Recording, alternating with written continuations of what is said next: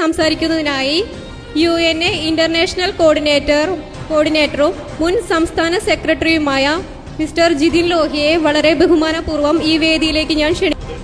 കാരണം അസംഘടിതരായി സംഘടിക്കാൻ പോലും അവകാശമില്ലാതെ പാർശ്വവൽക്കരിക്കപ്പെട്ട ഒരു ഇരുണ്ട ഭൂതകാലം ഈ ഇവിടെ ഇരിക്കുന്ന ഓരോ നഴ്സുമാർക്കും അറിയാം. 2011 മുന്നേ വെറും എനിക്കറിയാം, പുഷ്പഗിരിയിലും അമൃത ഹോസ്പിറ്റലൊക്കെ പുഷ്പഗിരിയിൽ ആദ്യത്തെ യൂണിറ്റ് മീറ്റിങ്ങിന് പോയപ്പോൾ നക്സൽ പ്രവർത്തകരെ പോലെ മാനേജ്മെന്റ് ഒന്നും കാണാതെ ഒരു വീട്ടിൽ ഒളിച്ചും പാത്തുമാണ് നമ്മൾ ആദ്യത്തെ യൂണിറ്റ് മീറ്റിംഗ്.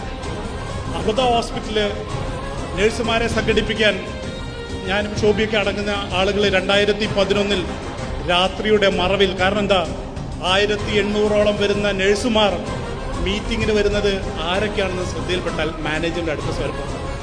എന്നിട്ട് മെഴുകുതിരി കത്തിച്ചുകൊണ്ട് ഈ വിളക്ക് പോലും നമ്മൾ ലൈറ്റൊക്കെ ഓഫാക്കി ആരൊക്കെയാണ് വരുന്നത്, കാരണം ഒറ്റ കൊടുക്കുന്നവരുണ്ടാവേ.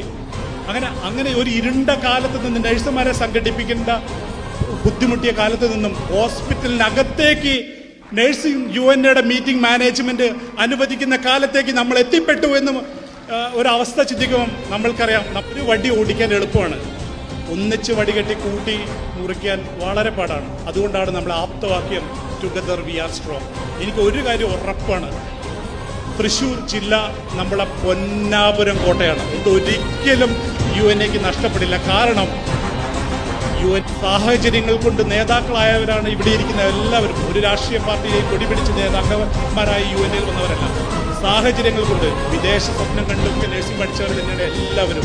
പക്ഷെ ഇന്ന് ഈ സംഘടനയെ നയിക്കാൻ നിയോഗപ്പെട്ട് ഇവിടെ ഇരിക്കുന്ന നേതാക്കൾക്ക് നിങ്ങൾ കൊടുക്കേണ്ടത് നിങ്ങളുടെ ഉറച്ച പിന്തുണയാണ്. ഏത് കാലഘട്ടത്തിലും ഏത് പ്രതിസന്ധിയിലും നിങ്ങൾ നൽകേണ്ടത് ഉറച്ച പിന്തുണയാണെന്ന് ഒരിക്കൽ കൂടി ഓർമ്മിച്ചുകൊണ്ട് എല്ലാവർക്കും അഭിവാദ്യങ്ങൾ ആശംസിക്കുന്നു.